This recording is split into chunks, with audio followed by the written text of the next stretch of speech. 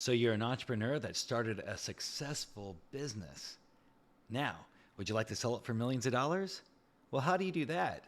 Let's find out in today's show. Do you want to do what you want? Do you want better money? Welcome to Dream Job Radio. Hi, this is Daniel Lakstins, and you're listening to the Dream Job Radio Show. Now, are you interested in selling your business? If you're building a business, if you're an entrepreneur that's building a business, are you thinking about selling it? So today I have a special guest. She is an acquisition specialist. Her name is Michelle Seiler Tucker, and she's the founder and CEO of Seiler Tucker Incorporated. Now, she's a distinguished speaker, an author, of course, a M&A expert, and she's been featured in magazines like Inc., Forbes, Entrepreneur, and USA Magazine. And she's an international keynote speaker, makes regular appearances on radio and TV shows, and she's been on Fox Business News and CNBC. So let's look into my interview with Michelle Seiler Tucker. And so, Michelle, welcome to the show. Thank you so much for having me, Daniel. It's a pleasure to be with you. It's great to have you on the show because a lot of entrepreneurs, inspiring entrepreneurs, are trying to figure out how to build a business, but you bring something extra to the table. You're talking about when you're building a business, you have to think about what's going to happen maybe 3 years from now or 5 years from now. But before we get into talking about that, can you tell us a little bit more about yourself? How did you originally get into mergers and acquisitions? Yeah, so I'm just going to give you the quick story because, I'd rather spend our time talking about valuable content for all of your listeners. So my quick story is I've always been an entrepreneur. I own many businesses in different verticals. I did go to work for corporate America for Xerox for a short period of time, left Xerox, went into franchise sales, franchise consulting, franchise development, and really got tired of saying no when buyers would ask me, do you have an existing business to buy? They didn't want to buy a franchise. And my big thing is in the universe, you should always say yes, yes, yes. So I decided to open up my own mergers and acquisitions firm. And that was a little over 20 years ago. Since we have sold over 1,000 businesses, we've done thousands upon thousands of valuations. I specialize in buying businesses, flipping them. I specialize in partnering with business owners, investing my money, my time, energy, resources, expertise. And we obviously merge businesses and sell businesses. And I fix businesses and grow them because what Steve Forbes says is true. 80% of businesses do not sell. 8 out of 10 businesses will not sell. So that's why I wrote Exit Rich. Steve Forbes has endorsed Exit Rich. And that's kind of why I really spend time fixing businesses, growing businesses, putting them on the build to sell model, because most businesses are not sellable for a multitude of reasons. Yeah, I'm thinking SOPs. So that's awesome. That's amazing. That's got to be an exciting journey that you've been on. And think about that too. It is. It's a lot of ups and downs. Never a dull moment, but it is exciting. Yep. So there's different types of businesses. Can you tell us why it's important to know what type of business that you own? Well, it is because, there are different types of businesses. There's what I call the dreamer businesses. And these are the entrepreneurs that leave corporate America and are going to go open up a coffee shop on a street where there's 5 other coffee shops. And they don't really do their research. They don't do their due diligence. They, don't have enough working capital to sustain them. And the street can't support 5 coffee shops. So I call those the dreamer type businesses. And the reason for that is because I don't know if you remember the movie Field of Dreams, but the whole, the whole intent behind that movie was build it and it will come. There is no such thing as build a business and they will come. There's a lot of work to building a business, and there's a lot of work to getting them to come, to get the clients to come. Yes, so that's the dreamer business. And then you have the business that's dependent upon the owners. If the business is 1,000% dependent upon the owner, then the business typically is not sellable. And then you have the businesses that have been in business for a period of time that are doing really well. And then, you got middle market businesses. So everybody can go to SeilerTuckerAcademy.com and take what type of business do I own, and also take the 6P quiz. This is great. So our listeners know that if you have a worksheet to do, it's a lot easier to to really learn something quickly by Yeah. working a worksheet. So that's brilliant. And I just mentioned real briefly that when I was 21, my buddy and I got some money and opened up a pool hall. And, I guess the business plan wasn't written well when you're at that age, because we only had 4 pool tables and we're charging $5 an hour. Well, that wouldn't even cover one salary of one of the owners. So, Right. so that's I can see what you're getting at too. So I'm sure you've heard a lot of stories like that. But that was our mistake with the Racking Q was our pool hall's name. But what are some big mistakes that you see other business owners make? Okay, so let me give you a little history, a little history lesson here. So I wrote my first book, Sell Your Business for More Than It's Worth, in 2013. When I wrote that book, I did the research and learned that 95% of all startups within the first 1 to 5 years will go out of business, right? We all know that. That's common knowledge. But here's what's not common knowledge. Here's what most people don't know. When I wrote Exit Rich in 2019, 2020 with my co-author, Sharon Lecter, I did the exact same research and realized that the business landscape has actually flip-flopped. So now it's only 30% of startups will go out of business. So startup world should be excited and happy because only 30% are at risk of going out of business. However, out of 27.6 million companies, those companies that have been around for 10 years or longer, 70% of those businesses will go out of business. 70%. Wow. So it's actually flip-flopped. So the reason for that, well, let me back up. You probably hear about the big public companies going out of business. Toys R Us in business 75 years, goes out of business. Kmart, JCPenney's, Pier 1, some of my favorite ones. Stein Mart, GNC closing down 900 locations, Godiva Chocolate closing down 1,500 locations. Wow. But that's what you hear in the media. What you're not hearing about are the private businesses, which are really the backbone of our U.S. economy, employing over half the U.S. workforce. These businesses are dropping like flies. They're exiting poor. They're selling for pennies on a dollar, going out of business, or filing bankruptcy. So the number one mistake that business owners make, and that's why I wanted to give you a little history, is they stop doing what I call AIM. AIM, A-I-M. AIM is always innovate and market. They stop innovating, they stop marketing. So one of the biggest mistakes that business owners make is they stop innovating, they stop marketing. Another big mistake is they never plan their exit strategy. They don't think about selling until a catastrophic event has occurred, internal or external. Internal could be health issues, partner disputes, divorce, death, business not doing well, externals, storms, hurricanes, COVID. And that's the worst time to sell your business because your business is typically not doing well, and 8 out of 10 businesses won't sell. It's like selling your stock when the market's going down. Bad idea. Plan your exit from day one of buying or starting a company. Okay, 2 big mistakes. Here's another mistake for you. And I could just write a book on the mistakes that business owners make. Yeah. But here's another mistake. The business owner's working in their business, not on their business. So the business is 1,000% dependent upon them. And your business is not sellable because if your business can't operate without you, then in all likelihood, you have created a job that you go to work at every day versus a business that works for you, and buyers are not interested in buying your job.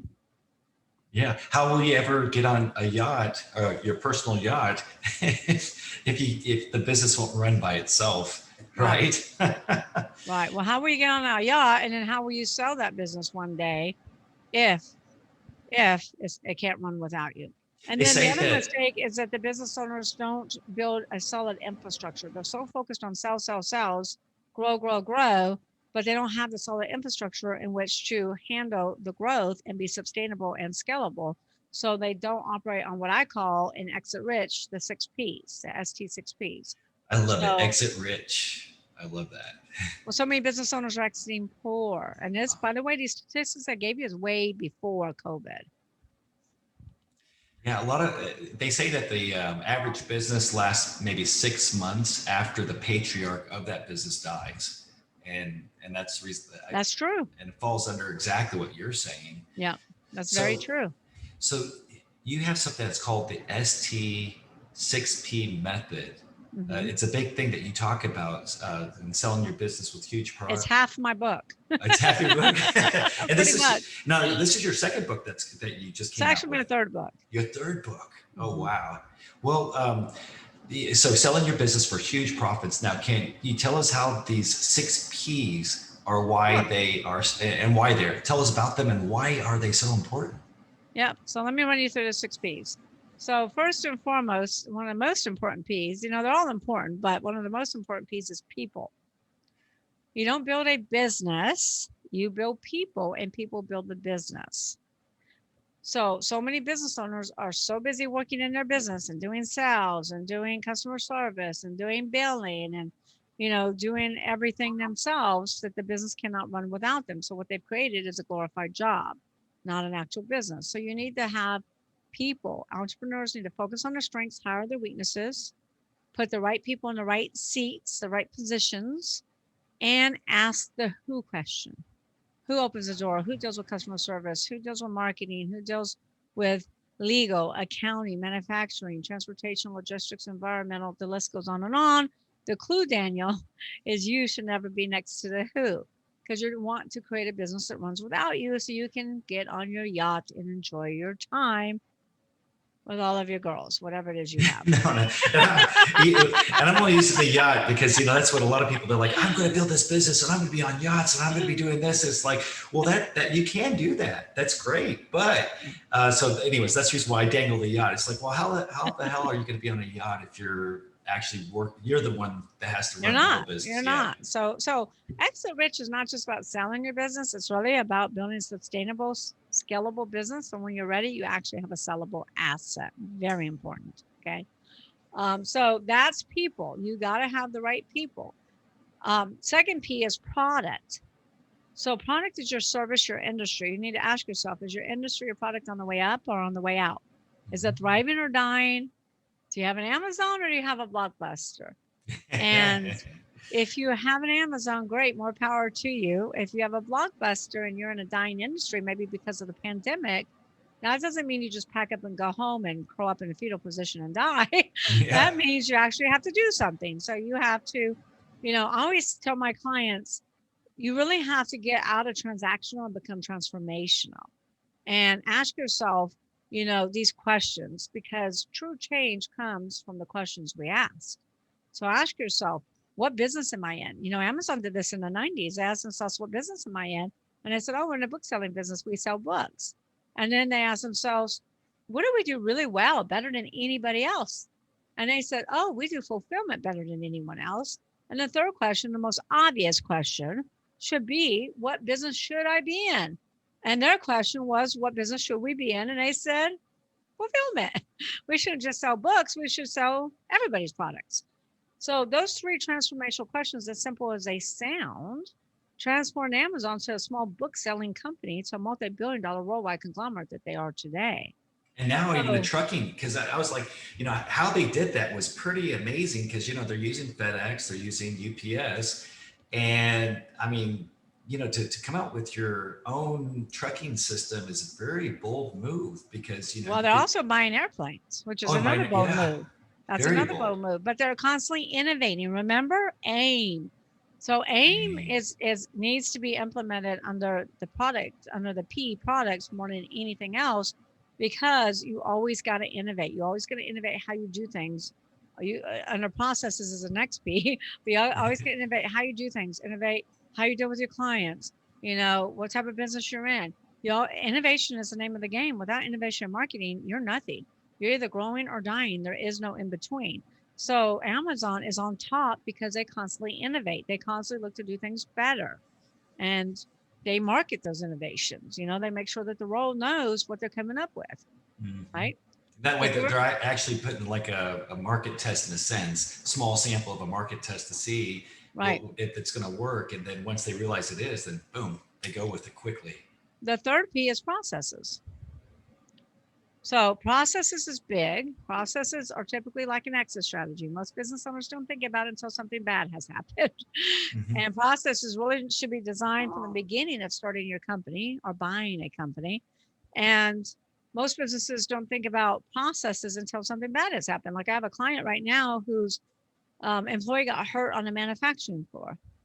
It's a catastrophic event. So lawsuits are coming down. They're probably going to file bankruptcy and go out of business. And the owner said to me, we need a policy and procedure manual for the operation for the manufacturer for health and safety. And I'm like, you're a little late. You needed that before this catastrophic event occurred. So processes should really be designed with the customer experience in mind. They should be productive and efficient. Here's what I mean by the customer experience. So many business owners get this wrong. They design their processes around their own agenda. You know, if they want to sail away on a yacht, then they're going to design their processes around their days on the yacht. Let me explain. Chiropractors, perfect example. Chiropractors, sometimes dentists, service providers. Their hours are always scheduled around their own agenda, what they want to do.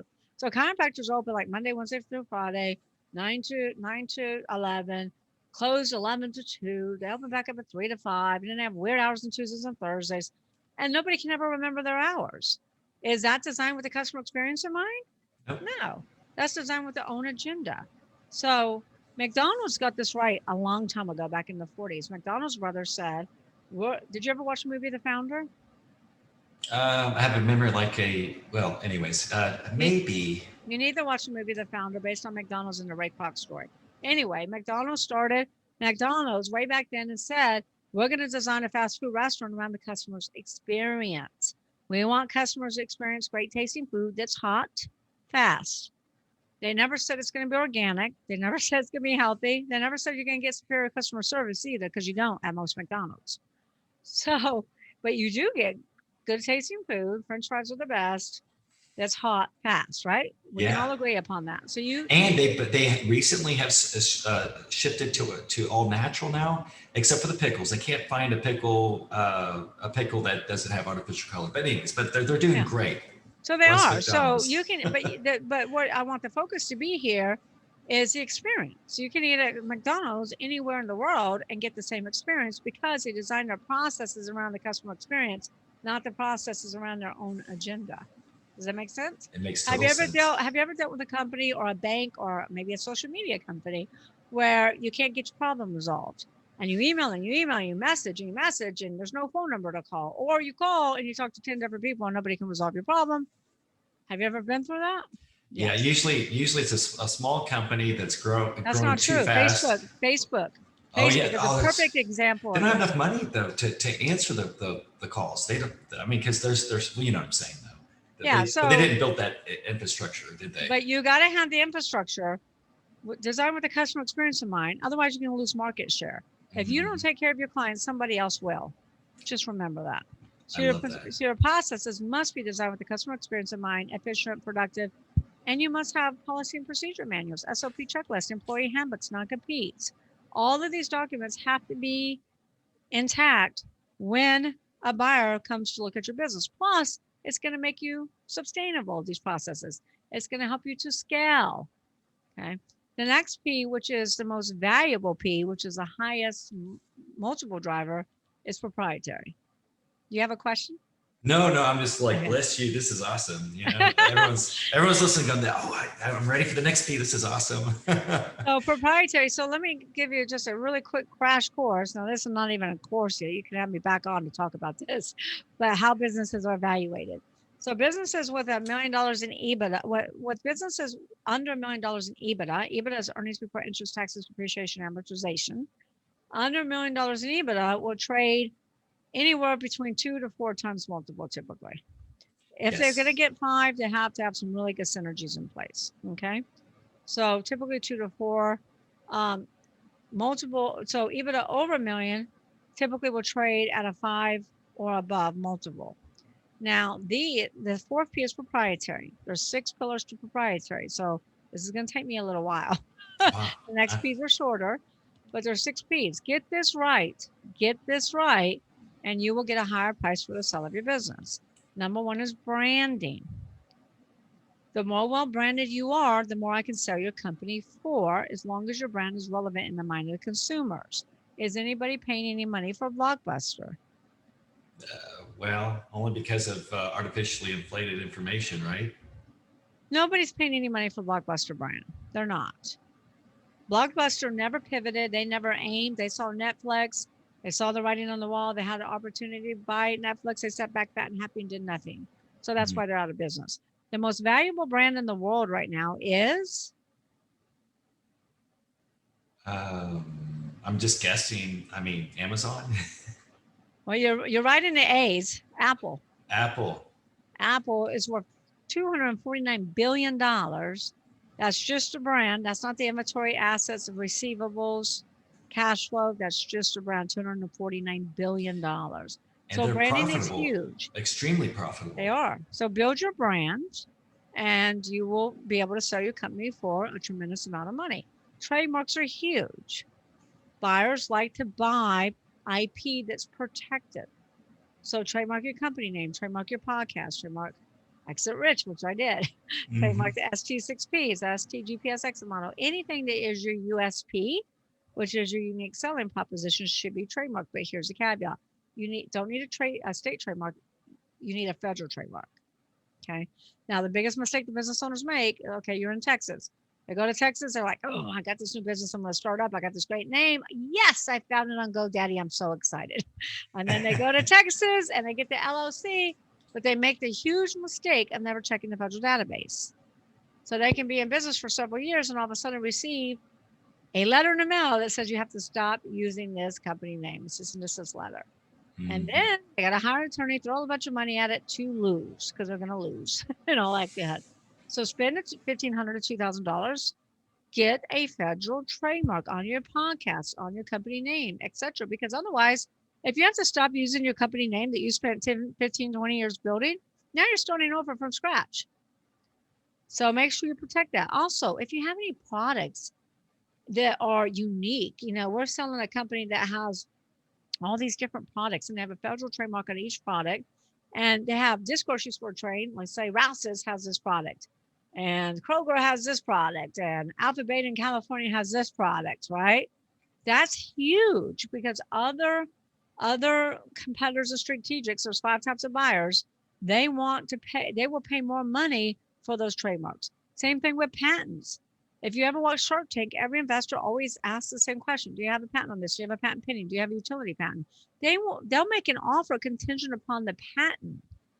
So protect your IP. Contracts, manufacturing, distribution contracts, vendor contracts, exclusive contracts, franchisor contracts with franchisees, client contracts, especially if they have a reoccurring revenue stream or subscription model, are extremely valuable to buyers. Here's a caveat. Here's the biggest mistake. Because you asked me at the beginning of the show, Michelle, what's the biggest mistake business owners make? Well, I'm giving them all to you right now, is that business owners don't protect their contracts, because 99.9% of all sales are asset sales. And business owners don't put that transferability clause in their contract. So unless a buyer agrees to do a stock sale, in many cases they won't, or the client won't do a transfer to consent to transfer, then you're in big trouble. Let me tell you a quick story. Franchisor had 1,500 franchisees, so to a private equity group. I was not the M&A advisor on this one. They did their due diligence, never looked at the contracts to make sure a transferability clause was there. They did a big old dog and pony show after the close to tell the franchisees. No transferability clause was in those contracts. It was an asset sale. Out of 1,500 franchisees, only 2 transferred over. Oh, wow. They lost everything because they paid millions for this business. They filed bankruptcy and they went after all the attorneys. So I'm here to tell you, cross your T's, dot your I's, read Exit Rich, make sure you don't make these mistakes. And then databases are huge. Like, you could be losing money in your company and have these proprietary assets and still be able to sell your business for more money. Facebook paid $19 billion for WhatsApp. And WhatsApp was making how much money? 0. They're still not profitable, right? They were not just making 0. They were actually hemorrhaging. Oh, hemorrhaging, yeah. Hemorrhaging. But they had even Facebook is still not profitable yet. But, I know. But their database is worth billions. Billions. But they have a synergy, and that synergy is their database. So Facebook paid $19 billion for WhatsApp. Celebrity endorsements are big because competitors are strategics. So we have a business that's being endorsed by Oprah. And competitors and strategics will eat that up because they want to get their products in front of Oprah. Everybody wants their products endorsed by Oprah. She's the queen of all. She's the queen of everything. You know? Yeah, so absolutely. celebrity endorsements are huge. Radio personalities are huge. So if you have Glenn Beck. I used to say Rush Limbaugh. Unfortunately, he passed away. Yeah. But, the Kid Craddock show, any celebrity endorsements on radio or even TV is huge because they can only endorse one vertical at a time, only one skincare, only one diet plan, only one supplement company because they'll lose credibility. So this is what we call Like a golfer can only time. wear one watch at a time, right? Right. This is what we call primetime digital real estate. Same thing with e-commerce businesses. We sell a lot of e-commerce businesses. If you have the top 3 positions on Etsy or Wayfair or Amazon, that's money. Buyers will pay a lot more money for these synergies. So I always say build these synergies, because when we sell businesses, when we value businesses, one of the biggest things we do is we take our clients through the 6 Ps. And we really put a value on these synergies. And then we find the buyers that are willing to pay top dollar for these synergies. And then we find buyers that can take advantage of economies of scale.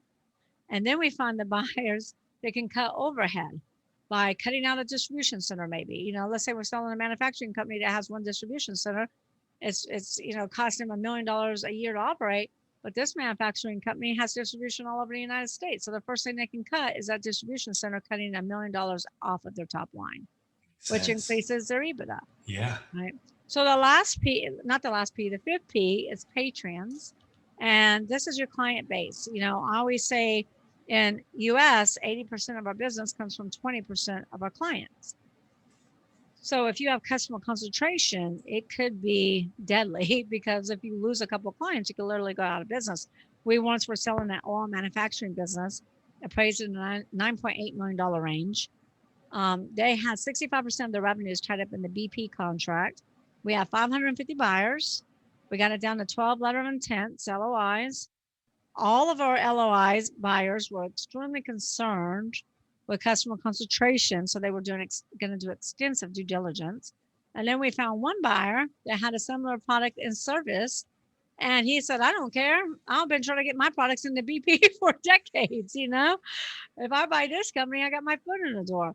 So he paid $15 million for a company that was appraised for $9.8 million, $15 million for 70% of the company. That's 126% more than the appraised asking price. But he did that because of what value he could use that for. I did that because I know what I'm doing. Yeah. And I created a bidding war, which is what I do for my clients. And on average, we get our clients 20 or 40% more than what the business appraises for. So the last P is profits, the most important P to all of us, because we're all in business to make that money so we can go sail away on our yachts that you talked about earlier. But the reason I put profits last is because profits is never the problem. Lack of profits is never the problem. It's always a symptom of not having one of the other 5 Ps, not operating one of the other 5 Ps. I have clients that come to me and say, Michelle, I have a profits problem. Like, no, you have a people problem, or no, you have a process problem. So if you're not making money, that's not your problem. Go back and look. Do you have the right people in the right place? Are you in a dying product or a thriving product? Is your processes productive and efficient? Are you upsetting clients and losing market share because your processes are all based upon you and not based upon your client experience? Profits is never the problem, always a symptom. I love it. That's awesome. Yeah, what would you say though, that the lack of the process or SOPs, or the lack of choosing wisely? A lot of times managers are like, well, I guess I'll just choose this person. I'll settle, like settling for a guy or settling for a girl, you know what I mean? But which do you think it is? Because I personally am thinking it's more of the SOPs, the standard operating procedures, that companies, they don't think about designing all of that. But I could be wrong, but that's my experience. How about you? So what do I think? What is? I'm trying to understand your question. The question is like, do you think that more companies need to be educated on SOPs versus hiring? Versus hiring? Yeah, is hiring more of a problem for the companies that you've ran into, or is it more that they never had their standard operating procedures? It's place? Both. It's really both. Pretty much, it's so pretty balanced. much neck and neck. Wow, Yeah. wow, So they don't have the right people. And here's the thing. Entrepreneurs are visionaries, right? We're like, we got this idea and this idea and this, and we got all these ideas. We're visionaries. We're not implementers. We're not integrators. So every entrepreneur has to have a good integrator. The problem is we're short of integrators in the US. If we're going to develop anything, we need more integrators. We don't necessarily need more visionaries. We need more integrators. So we're short of integrators.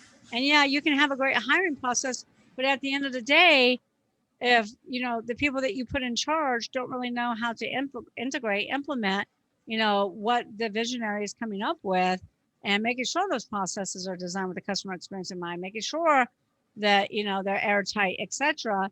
If you don't have a person that's been trained on that, because that's an art, that really is a skill, that really is an art. And most entrepreneurs are terrible process people, and so you really need a good integrator or a good COO, somebody who really can fine tune those processes. So I really think it goes hand in hand. It goes with getting the right person to make sure that they have the right experience to get those, nail down those and button up those processes. Hire well within the skill sets. If you lack in that skill set, which innovators or idea people sometimes lack in the processes, what you're saying. Right. So hire well. Don't hire someone just like you, because if you do, then no one's going to get those. Well, that's a problem too. That's like the big problem, because so many business owners want to hire people they like. Mm-hmm. Listen, go have drinks with people you like. Don't hire people you want to go have drinks with. Hire people that are really going to get the job done and be the best people, and for those skills, and hire your weaknesses. Most business owners want to hire people that are like them. They don't want to hire above them because they're intimidated, or they're insecure, or maybe they lack the confidence, or they lack control. Most entrepreneurs are control freaks. And they want to control everything. So they're afraid, well, if I hire somebody above me, then I can't control that person. Here's the bottom line. You will never grow unless you let go of control. You'll never grow unless you let go of control. I like it. Yep. So now I think we covered a lot of, this is great stuff. Thank you so much, Michelle, for this. But what are some key things that you should look for? Say if someone says, hey, I like what Michelle is saying here. What are some key things they should look for in a mergers and acquisition advisor? Yep. So that's a good question, because, it's like attorneys. There's good attorneys, bad attorneys. There's good doctors, bad doctors, and your business to me is similar to having an operation. So if a doctor says, you know what, Daniel, you need heart surgery, you're going to go out there, you're going to do research, and you're going to find the best heart surgeon, right? You're not going to cut up your chest, pull out your heart, and operate on yourself. Well, you're not going to hire a doctor that just graduated from college and just finished his internship. You're not going to, and same thing with your business. Or an eye doctor for your heart. You're not going to. That's right. So same thing with a business. Don't, you really need to, figure out what kind of business you have. If you have a pizzeria, coffee shop, go check out business brokers, interview business brokers. Business brokers typically sell much smaller businesses. If you want to sell a business, 5 million, 10 million, 15 million, 20 million, 50 million, 100 million, you need a mergers and acquisitions advisor. You need to ask. Just like hiring, a lot of these businesses, when they start out, they're not making that much money, and they won't hire a lawyer. And it's like, you have to have a lawyer. Well, just like you got to get a federal trademark. Yeah. Yeah. And your lawyer can do that for you too. File those. Well, a lawyer is the one who should do it for you. You don't want to go down the rabbit trap of checking the government website and then hiring online. That never works out well. So get an attorney. There's multiple partners. You have to have an attorney, because right. If you could write something in a contract. Well, look, I have 5 different attorneys I work with for different things. I have 3 different CPAs. So you have to have the right professionals on your team. We talk about people, and you just brought up a good point, because people in your business, the right people in the right position, the who question, making sure you've answered the who question. I like that who question. That's good. But then you got to have the right partner. So an attorney, a CPA, maybe a financial advisor. You're going to have the right partners. For me, I have attorneys, I have CPAs I've been working with for 20 years.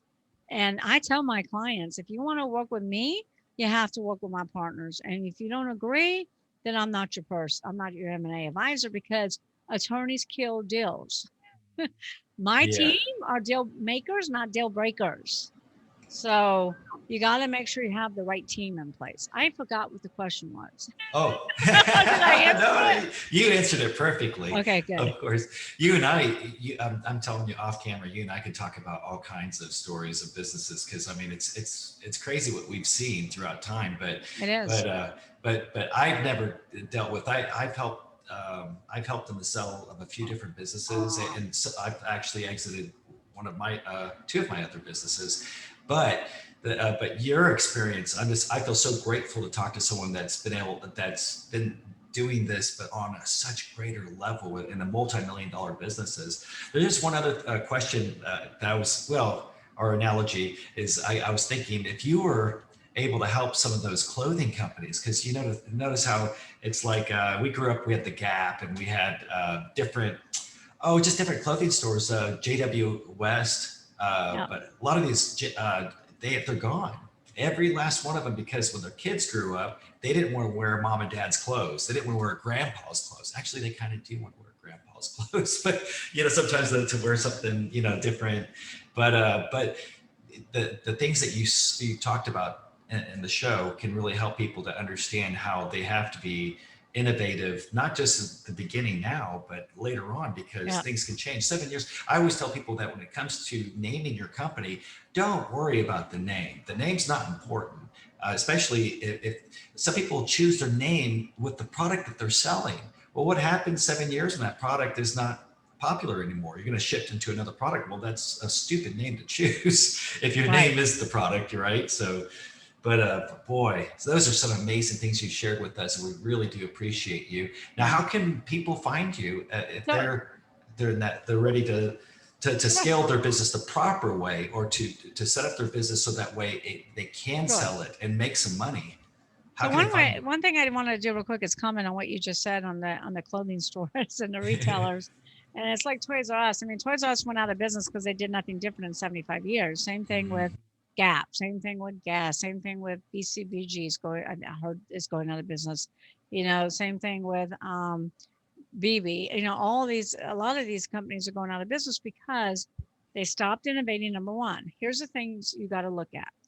You got to look at what's the customer want as their experience, because it's all about experiences. You have to identify who your ideal client is, what your customer acquisition cost is, and how, what do they want?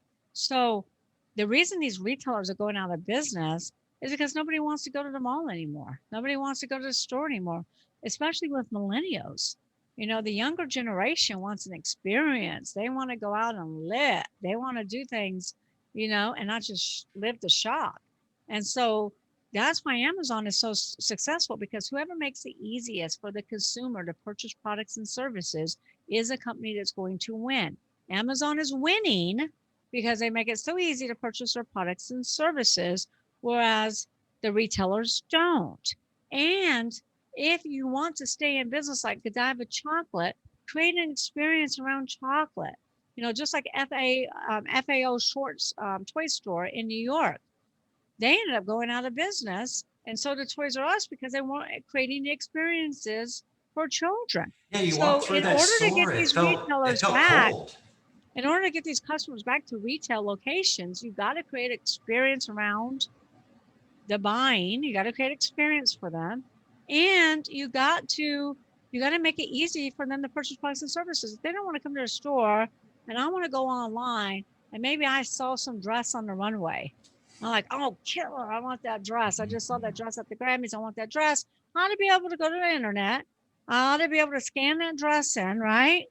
And be able to go to a retailer that's selling that dress. And they have a picture of me, tells me what color looks best on me. They already have my body measurements, and show me pictures of the dress right then and there that I can buy. I love this. This is what things have to go to. This is how we have to innovate. This is how we have to evolve. And we have to have small business, because if we lose small business, we lose half the U.S. workforce. When you lose jobs, you lose spending power. When you lose spending power, more jobs close. More businesses close, I mean. Yeah. Which includes jobs after that. Right.